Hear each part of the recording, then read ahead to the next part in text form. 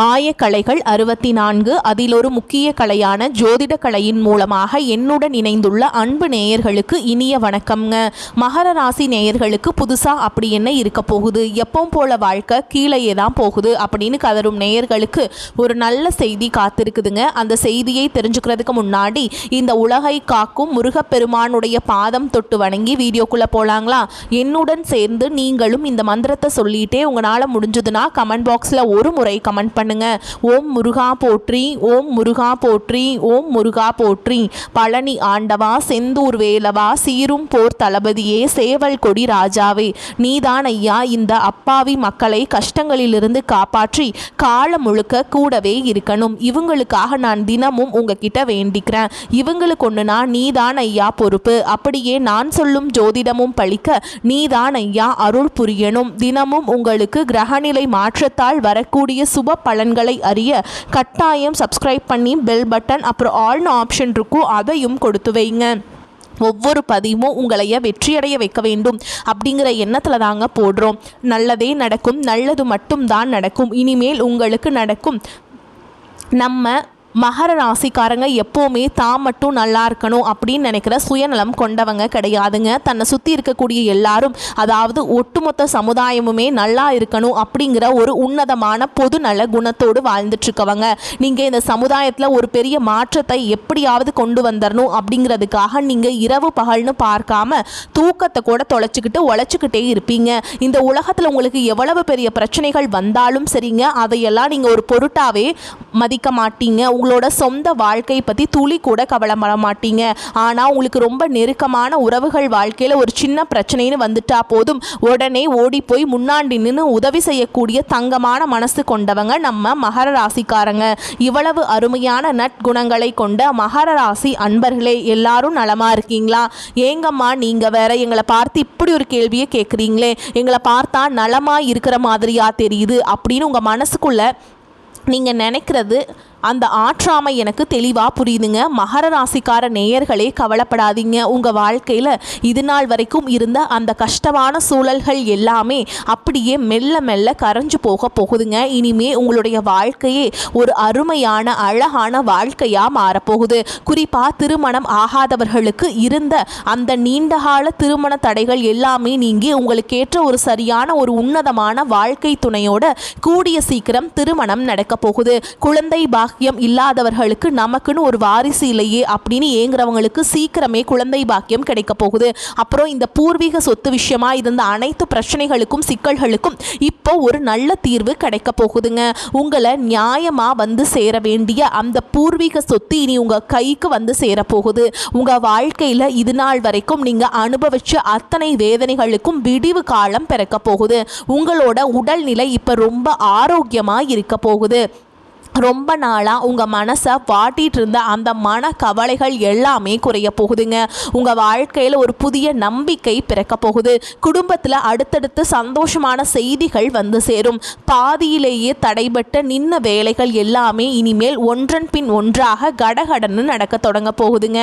முக்கியமாக பண வரவு ரொம்பவே மேம்படும். கடன் பிரச்சனை கொஞ்சம் கொஞ்சமாக குறைய ஆரம்பிக்கும்.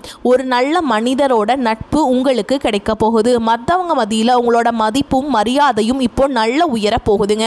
உங்களுக்குள்ள மறைஞ்சிருந்த தனி திறமைகள் எல்லாம் வெளியே தெரிய ஆரம்பிக்கும்.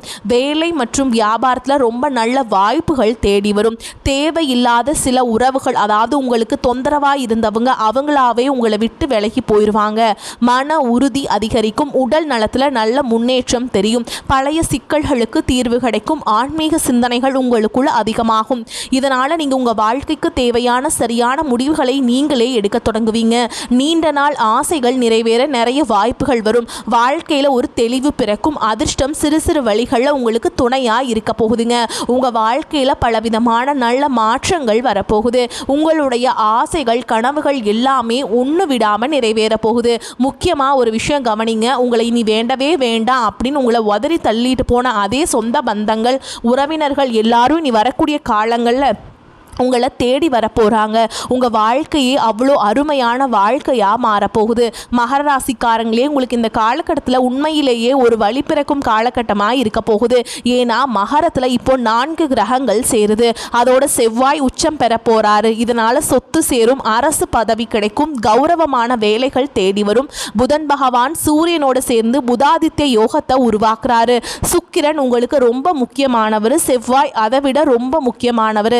இவங்க 2 பேரும் 10ஆம் இடத்துல சேரும்போது உங்களுக்கு வெளிநாடு போகிற வாய்ப்பு, குழந்தை பிறப்பு, காதல் கைகூடுறது, அப்புறம் குபேர யோகங்கள், அதெல்லாம் பெரிய யோகங்க. அது எல்லாமே உண்டாக போகுதுங்க. மகர ராசிக்காரர்களோட ஆசைகள், கனவுகள் எல்லாமே இப்போ பழிக்க போகுது.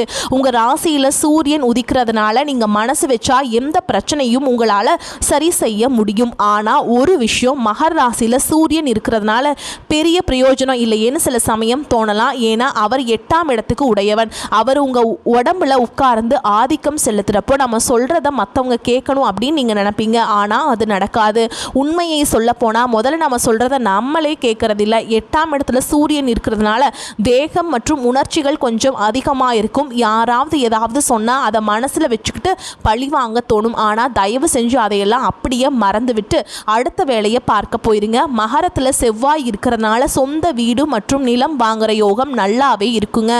வாழ்க்கையில் அடுத்த நிலைக்கு போவீங்க. ஆனால் செவ்வாய் சில நேரங்களில் கோபத்தையும் ரவுடித்தனத்தையும் கொடுத்துருங்க. வண்டியில் போகிறப்ப யாராவது தெரியாமல் உரசிட்டா கூட சண்டைக்கு போகாமல் கொஞ்சம் பொறுமையாக போங்க. ஏன்னா கை நீட்டிட்டா அப்புறம் போலீஸ் கேஸ்னு தேவையில்லாத வம்பு வழக்குகள் வரும். அதனால் டென்ஷன் ஆகாமல் ஜாக்கிரதையாக இருக்கணுங்க.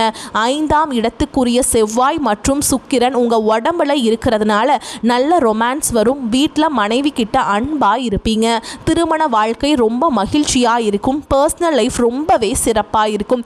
ஆனால் பொது வாழ்க்கையில் மட்டும் கொஞ்சம் கவனமாக இருங்க. போட்டி பொறாமைன்னு சண்டை போட்டுக்கிட்டு வேலையை விட்டுட்டு போயிடாதீங்க.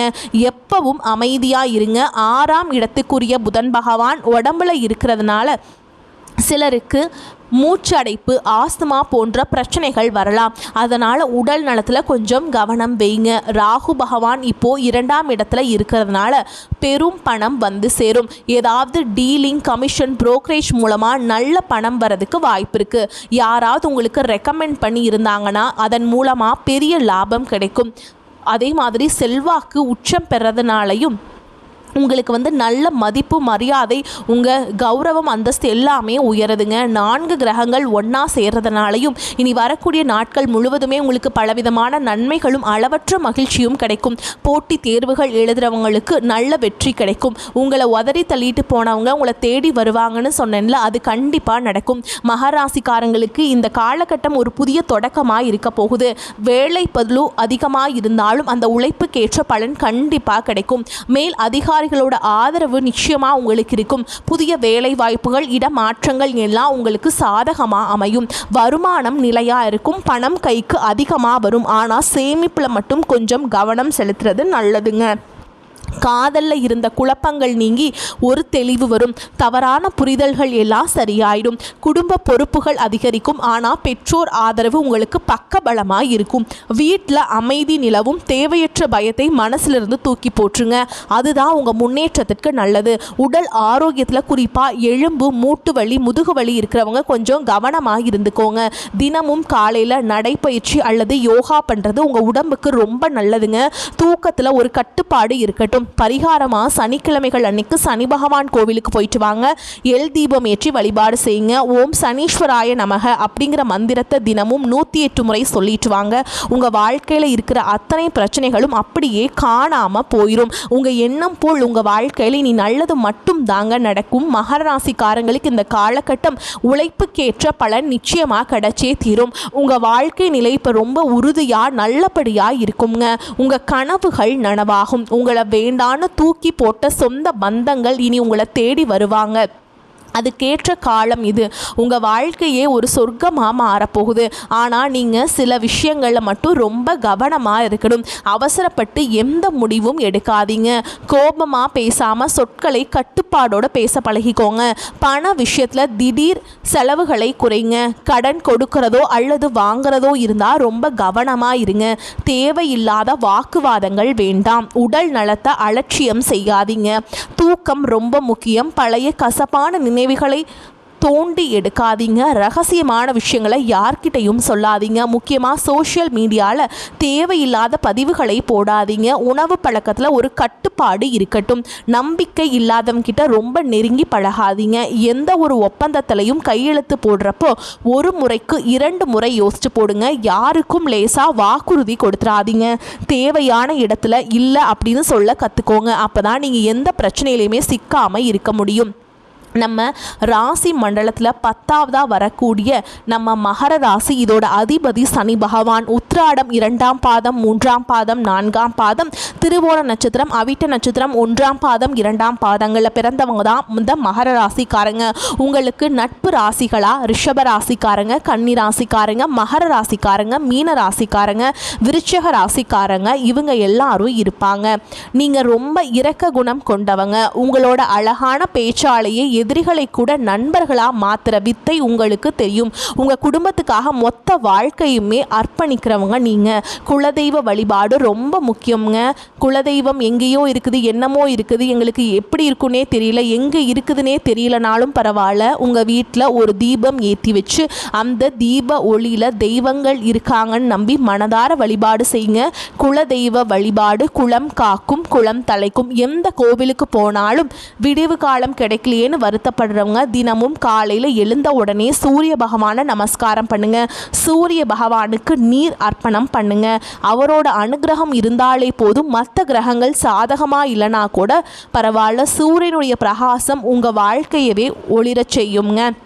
அதே மாதிரி இன்னொரு பரிகாரம் சொல்கிறேங்க, கேட்டுக்கோங்க. உங்களுடைய ராசி அதிபதி யாருங்க? சனி பகவான். அவர் ஒருத்தவரை வலுப்படுத்தினாலே போதும், மற்ற கிரகங்கள் எல்லாருமே உங்களுக்கு சாதகமாக மாறிடுவாங்க. அதனால் சனிக்கிழமைகள் தோறும் சனி பகவானுக்கு எள்ளெண்ணெய் தீபம் ஏற்றி மனதார வழிபாடு செஞ்சுட்டு வாங்க. உங்களுக்கு இருக்கக்கூடிய தடைகள் தாமதங்கள் எல்லாமே விலகிரும். இந்த உலகத்தில் யாருங்க நிஜமான கோடீஸ்வரன்? கோடி கோடியாக பணம் வச்சுருக்கவங்களா, இல்லை பிடிச்ச உணவுகளை சாப்பிட்றவங்களா, இல்லை பிடிச்ச உறவுகள் கிட்ட பேசுகிறவங்களா? இதில் யாருமே உண்மையான கோடீஸ்வரன் கிடையாதுங்க. யார் ஒருத்தவங்க நோய் நொடி இல்லாமல் மனக்கவலை இல்லாமல் நிம்மதியாக தூங்குறாங்களோ அவங்க தான் இந்த உலகத்திலேயே சிறந்த கோடீஸ்வரன். அப்படிப்பட்ட ஒரு நிம்மதியான வாழ்க்கையை இப்போ உங்களுக்கு அமைய போகுது. உங்கள் வாழ்க்கையில் இனி கவலை கண்ணீர் இதுக்கெல்லாம் இடமே இல்லைங்க. சந்தோஷமான ஆரோக்கியமான வாழ்க்கையை நீங்கள் வாழ போகிறீங்க. நல்லதே நடக்கும். நல்லது மட்டும்தான் இனி உங்களுக்கு நடக்கும். வரக்கூடிய வாய்ப்புகளை தவற விட்டுறாதீங்க. கெட்டியாக பிடிச்சிக்கோங்க. வாழ்த்துக்கள். வாழ்க வளமோடு நலமோடு. நன்றி, வணக்கம்.